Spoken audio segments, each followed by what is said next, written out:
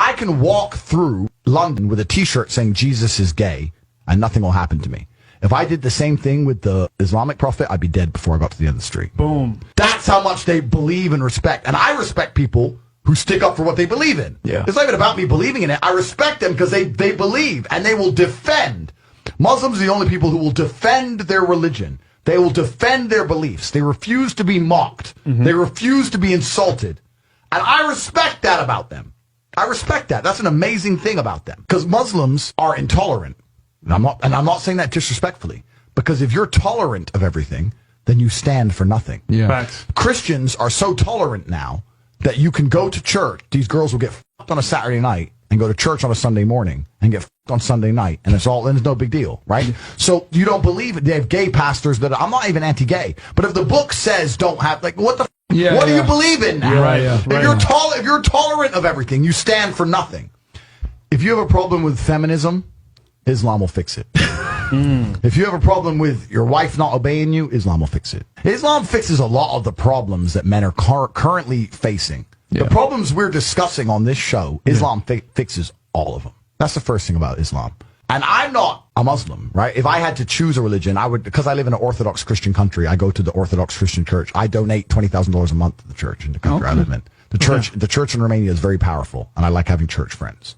So I give them a lot of money, right? So I would guess I'm an Orthodox Christian. But if I had to bet on one religion as if I were betting on the stock market for the future, you have to bet on Islam. And the third point is, and I've been all around the world, some of the best countries in the world today are the first world Muslim nations. Yeah. Qatar, you can go to Qatar, you can fall asleep with $1 million on your lap in the middle of the street. Nothing's going to happen to you. Saudi Arabia as well. You can go to Saudi, nothing will happen to you. You can go to Dubai, UAE, nothing's going to happen to you. They leave their cars parked with the keys inside. It's so safe. Yeah. Wow. Yeah. It's so safe. Women, everyone's married. Every woman obeys her husband. Every single woman has 4, 5, 6 kids. Big families. All the things we're talking about, all the problems we have here, right? They've got none of that. None of it. Because of Islam. Islam keeps society in the role where women obey their man. Women have children. Women have big families. Women are exceptionally happy to do so. Yes. Before some Western girl comes in here and runs her mouth, the Islamic women are happier than any you're going to see in the club tonight. They're very true. They're happy. Society is functioning. Their population is growing because in most Western countries the population is declining. Yep. Tim Cass was talking about it today. I was talking. We were 2 people have 1 Yeah. kid. Doesn't work. Doesn't work, right? 2 people need to have 3.1 kids because people die, right? People die prematurely, blah, blah, blah, blah. Yeah. So we have population problems in the West. They have none of the population problems. Society is functioning, and that's what society is. Society starts at the smallest possible group. You have families, and families make a street, and that street makes a village, and that village makes a town, that town makes a city, and that city makes a country.